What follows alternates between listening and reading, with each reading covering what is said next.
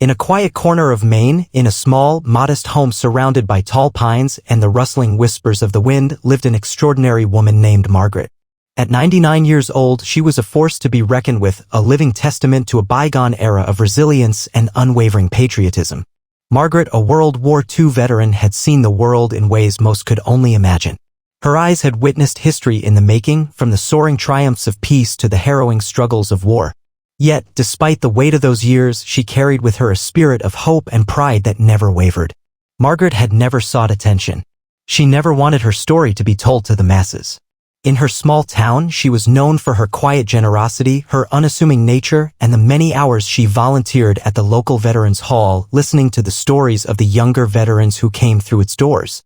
She was a silent witness to the passage of time, offering her wisdom when asked, but never imposing her views on others. But one day, something stirred within her. It wasn't something she had planned, nor was it something she could ignore. She had been following the news like she always did. Margaret wasn't one to let the world pass her by. She was engaged and aware. And as she watched the political landscape unfold, she found herself drawn to Karoline Leavitt, the White House press secretary. There was something about Karoline, the way she held her ground, the poise and strength with which she faced the daily barrage of questions from reporters, and the deep sense of loyalty to her country and president that resonated with Margaret. She had always admired strong women who had the courage to speak their minds and stand up for what they believed in. Margaret herself had been one of those women during her youth. As a young recruit in the U.S. Army during World War II, she had proven time and again that women could do anything men could do. Whether it was working on the front lines of communication or performing critical administrative duties under fire, Margaret had given everything for her country. She understood sacrifice in a way few did, and she knew the power of staying true to one's convictions. But now, as a woman who had lived through so much, Margaret saw in Karoline not just strength, but hope for the future, a future where women continued to break barriers and redefine their roles in the world. This connection between her past and the present sparked something inside Margaret, a need to reach out to express her admiration for Karoline's courage and leadership. One rainy afternoon, as the wind howled outside, Margaret sat down at her small kitchen table, the faint smell of cinnamon still lingering in the air from the batch of cookies she had baked earlier. She took out a sheet of paper, the pen held firmly in her hand, and began to write. "Dear Karoline," she started, her handwriting slow but steady, each word carefully chosen. "I am writing to you not just as an old woman, but as someone who has lived through wars, through triumphs and tragedies, and through the changing tides of history. I have seen many things in my life, but I have never seen a woman like you step into the role that you have with such grace, determination, and conviction." Margaret paused, her thoughts drifting to the many memories of her youth, of days spent training, fighting, and sacrificing for a cause much larger than herself. She thought about the women she had met in the service, women who had paved the way for future generations. Karoline, she believed, was one of those women. "I want you to know," Margaret continued, her words flowing with heartfelt sincerity, "that I am incredibly proud of you. You stand tall in the face of adversity, and you do so with a courage that inspires me. At 99 years old, I have lived a long and full life, and I can say without hesitation that your leadership reminds me of what it means to be strong, to be unwavering in one's belief, and to never back down in the pursuit of what is right." She paused again, her heart swelling with pride for Karoline. She had been watching closely as Karoline handled the weight of the press, the questions that came from every direction. Margaret had seen women crumble under similar pressures, but Karoline stood firm. She was a symbol of hope, not just for young women, but for everyone who believed in the power of truth and the importance of standing tall, no matter the circumstances. Margaret continued to write, her thoughts pouring out onto the page. "I have seen the world change in so many ways, some of which I am proud of and others that break my heart. But I want you to know that what you are doing is changing the world for the better. You are a beacon of light in a time when so many feel lost. And I, for one, am grateful for you and for the strength you show each and every day." When she finally finished the letter, Margaret looked at the paper in front of her. She had written everything she felt, every ounce of admiration, every bit of respect, and every word of encouragement. She folded the letter carefully, placing it in an envelope. On the front, she wrote Karoline's name and the address of the White House. She didn't know if the letter would ever be read by Karoline herself, but she knew she had to send it. It was a letter from a woman who had lived through history to another woman who was making it. With a deep breath, Margaret sealed the envelope and placed it in the mailbox outside her home. It was a simple act, but one that would change the course of her life and perhaps Karoline's forever. Margaret's letter had left her with a sense of calm fulfillment, but she didn't expect much in return. She had written it simply as an expression of admiration, a small gesture to honor the strength of another woman who reminded her so much of herself. But to her surprise, a response arrived much sooner than she anticipated. It was a week after Margaret had sent the letter when she heard a knock on her door. At first, she thought it might be one of her neighbors or a delivery. But when she opened the door, she was greeted by a smiling woman dressed in a crisp white shirt, a dark blazer, and the unmistakable presence of someone important. "Excuse me, are you Margaret?" the woman asked, her voice warm and gentle. "Yes, I am," Margaret replied, her brow furrowing in confusion. "Can I help you?" The woman handed her a small, official-looking envelope, her eyes twinkling with excitement. "This is for you. It's from the White House." Margaret's hand trembled slightly as she took the envelope. Her heart skipped a beat. She had heard stories of letters being sent from the White House, but never in her 99 years did she imagine receiving one. With a sense of awe, she carefully opened the envelope and pulled out the letter inside.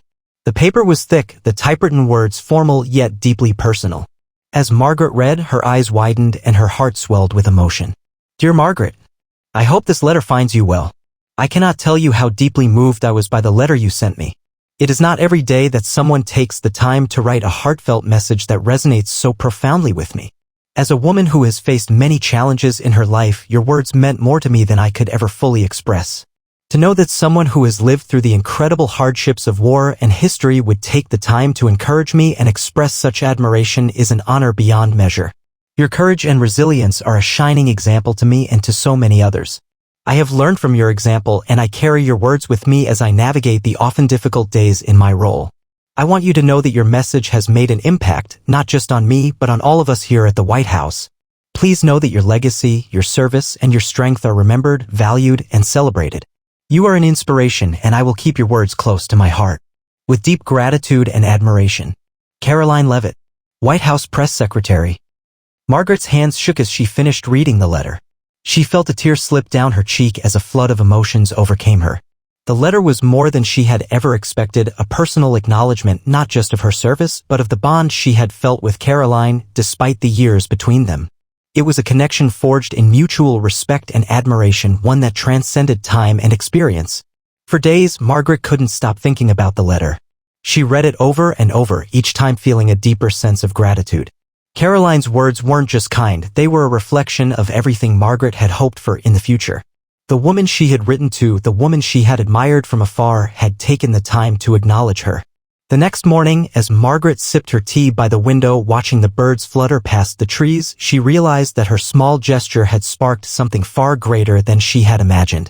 She wasn't just a 99-year-old woman writing to a press secretary, she had connected with someone who was in the midst of shaping the course of history just as she had done in her youth. The realization filled her with a sense of peace she hadn't known she was missing. Meanwhile, in Washington, Karoline sat at her desk in her White House office, surrounded by papers and a pile of press clippings. She had just returned from a particularly grueling press briefing, and the weight of the job was heavy on her shoulders. As she rifled through her mail, one envelope caught her attention. It was thick, handwritten, and had a sense of significance about it. She paused, reading the name Margaret on the front. It took her a moment to recognize it, but then she remembered the letter. Her heart skipped a beat as she carefully opened the envelope. When she read Margaret's words, something stirred deep within her. Karoline had faced countless challenges in her role as press secretary, but this letter from Margaret, this veteran who had fought for freedom and never backed down, was a reminder of why she had taken on the job in the first place.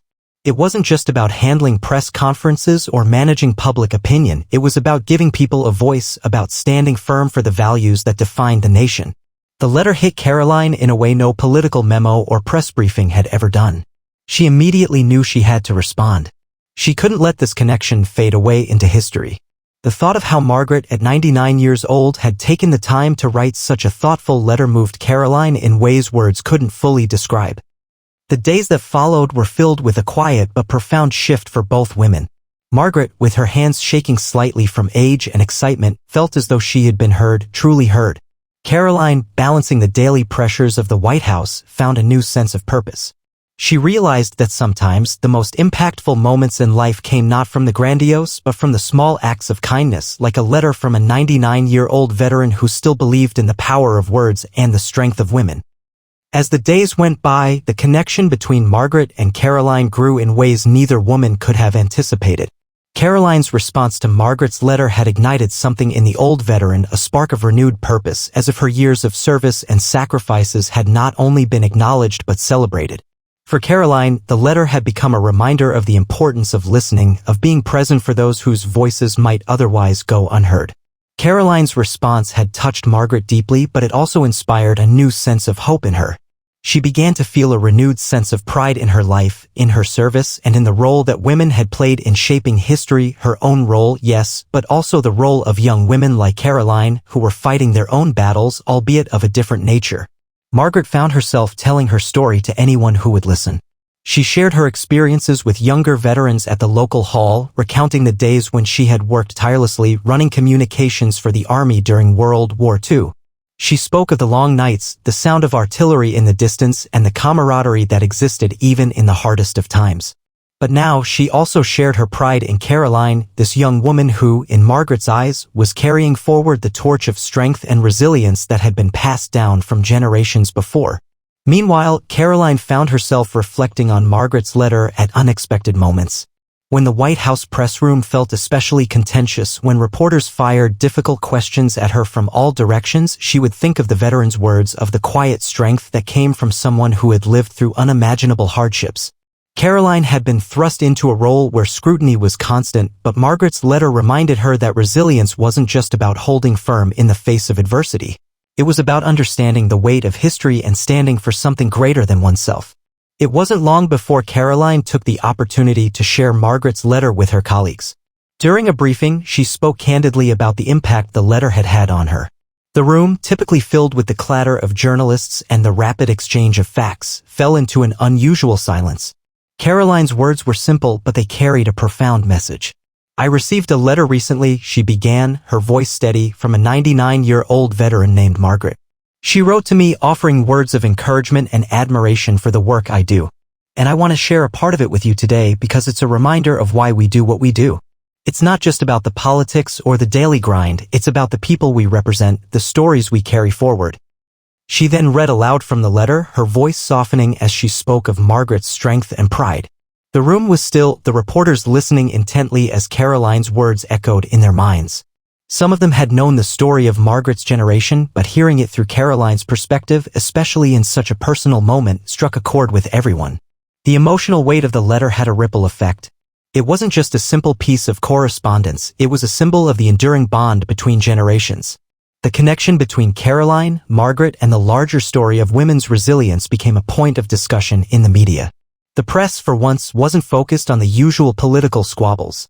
Instead, they were captivated by the narrative of a 99-year-old veteran reaching out to a woman who, in many ways, was carrying on the work of generations before her. In Margaret's small home in Maine, word of the story had spread. The local news, which had often been consumed with community updates and weather reports, now carried a feature about the veteran's letter and Karoline's heartfelt response. Margaret, who had once preferred a life of quiet service, now found herself at the center of an unexpected media storm. But instead of feeling overwhelmed, she felt a deep sense of peace. She had never sought recognition, but she now realized that her small act of kindness had sparked something larger, a conversation about resilience, unity, and the power of words. It was a week later when Karoline, after returning from a particularly taxing briefing, found a moment to reflect on the responses that had poured in following the public sharing of Margaret's letter. The stories were overwhelming. Some were from veterans, others from young women, and even men who had been moved by the powerful message of one woman's admiration for another. But it was one letter that stood out above the rest, a letter that would change everything. "Dear Karoline, I am writing to you because I had to. I read your story about Margaret, the 99-year-old veteran who wrote to you, and I just wanted to share a bit of my own story with you. I am a young woman just beginning my career, and I often feel the weight of the world on my shoulders. I am passionate about standing up for what I believe in, but it can feel overwhelming at times. When I read about Margaret and her courage, it made me realize that I too am a part of something bigger. I too can be strong, just like she was, just like you are. Thank you for sharing that story. You have no idea how much it means to so many of us. I just wanted to say that I am proud of you. I'm sure Margaret is proud of you too. With respect, Jessica, a young journalist." Karoline read the letter several times, her eyes welling with tears. Margaret's simple act of writing had rippled through the country, touching hearts far beyond her own circle. And now, the story was continuing to unfold, weaving its way into the fabric of the nation's collective consciousness. It was a reminder of the power of one person's voice, the ripple effect of kindness, and the enduring legacy of those who had come before.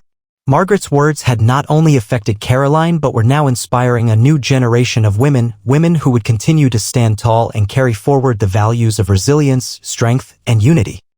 As Karoline read Jessica's letter, she was overwhelmed by the realization that what had started as a personal exchange between two women had transformed into something far greater.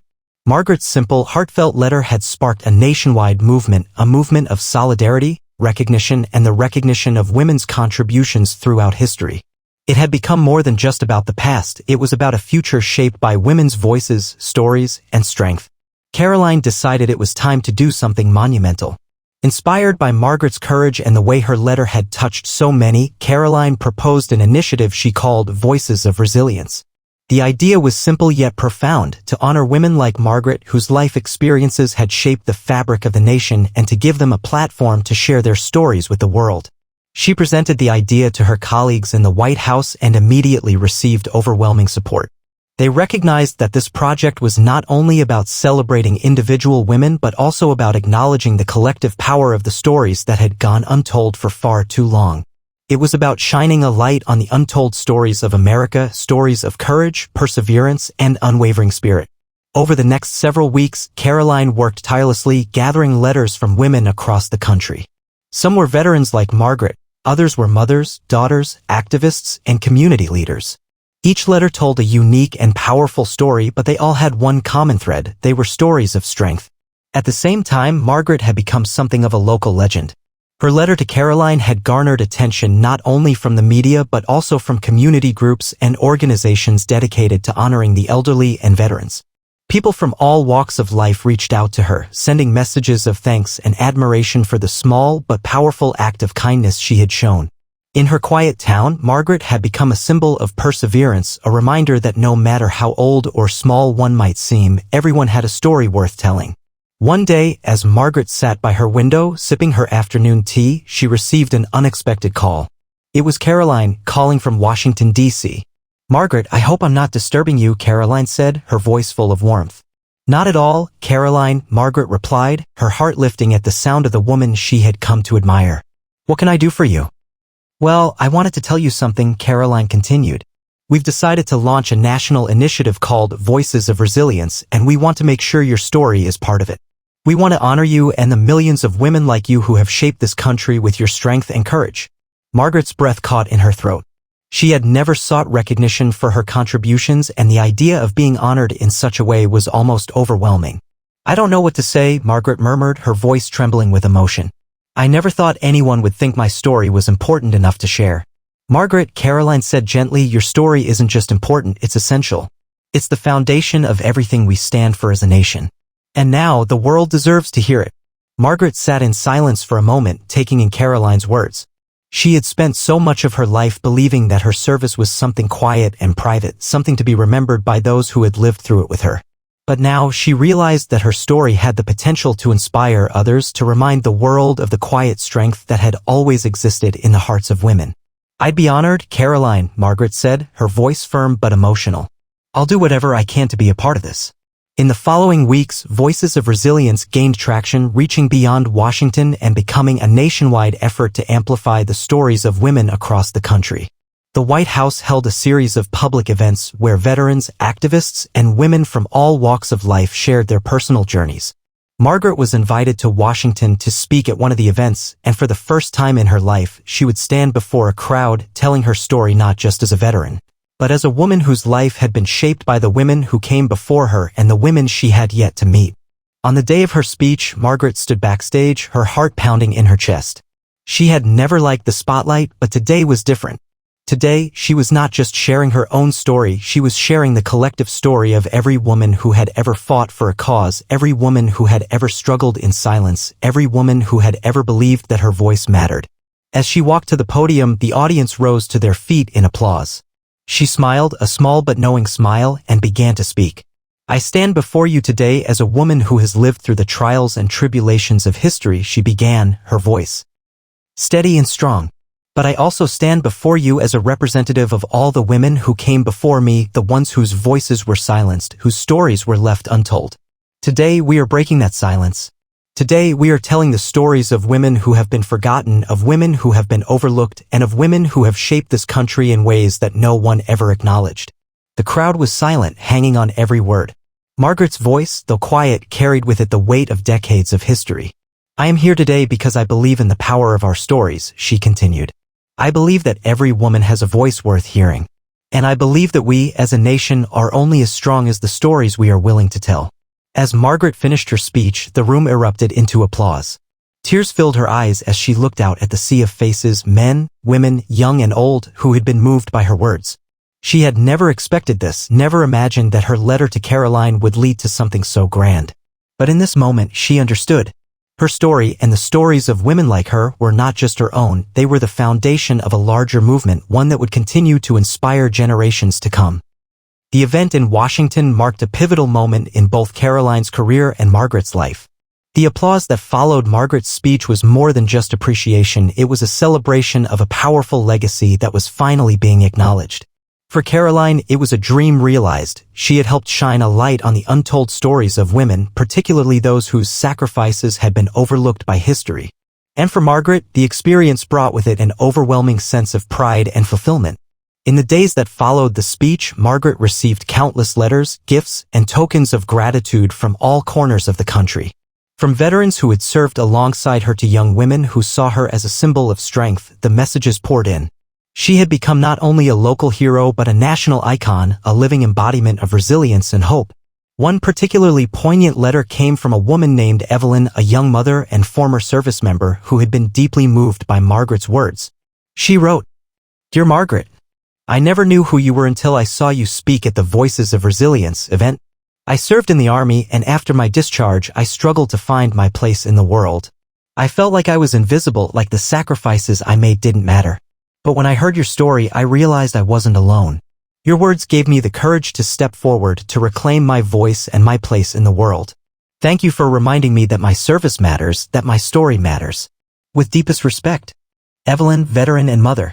Karoline, too, had seen the profound impact of the initiative.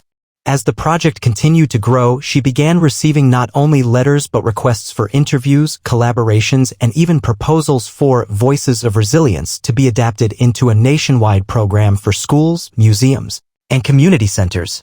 The stories of women were being elevated and amplified, but what Karoline hadn't anticipated was how deeply it would touch her own life.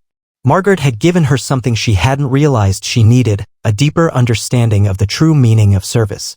Karoline's work, which had often been focused on political strategy and media management, now took on a new perspective.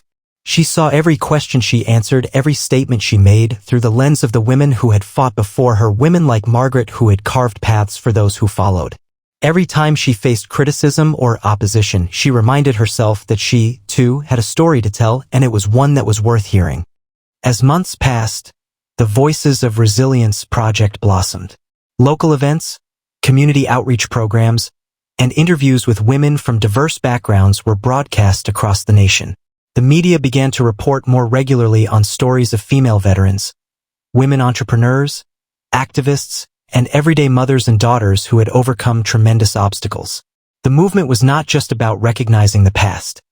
It was about paving the way for future generations of women to step into the spotlight with pride and confidence.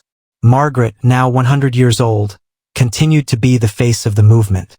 Despite her age, her sharp mind and strong spirit remained unwavering. She was invited to speak at various events, but she always insisted that the spotlight be shared with others. She had never craved fame. What mattered most to her was the ripple effect of her story. One of the most touching moments came during a visit to a local high school. Karoline, who had now become a mentor to many young women across the country, invited Margaret to speak to a group of students. It was a room full of teenagers, many of whom were facing their own struggles with identity, purpose, and belonging. As Margaret stood before them, she shared her story once more. The story of a young woman who had answered the call of duty, who had endured hardships, and who had never once doubted that her service mattered. She told them about her friendships during the war, the fear, the bravery, and the unwavering belief that her generation was building something for future generations to inherit. But it was the final words she spoke that resonated with them the most. "Don't wait for someone to tell you that your voice matters," Margaret said, her voice steady but full of conviction. "Don't wait for approval or validation from others. You were born with a purpose, and that purpose is to make your mark on this world. Tell your story, and don't let anyone tell you that you're too small, too quiet, or too young to be heard. The world needs your voice, just as it needed mine." The room was silent, the weight of Margaret's words settling over the students like a quiet thunder. When she finished, the applause was deafening, not just out of admiration for Margaret but also out of respect for the incredible legacy she had created. Karoline, standing at the back of the room, couldn't help but feel a profound sense of gratitude. The journey that had begun with a letter from a 99-year-old veteran had turned into a national movement. Margaret had taught her more than she could have imagined about resilience, but it was the young people, the next generation, who were now carrying that torch forward. Margaret's legacy was no longer just about her story. It was about all the women whose stories had been untold, whose struggles had been invisible, and whose voices had been silenced for too long. It was about a new generation of women, empowered, courageous, and unafraid to speak their truth. And so the story continued, one letter, one conversation, one woman at a time. Margaret's heartfelt letter to Karoline Leavitt had ignited a movement, and that movement would never be forgotten.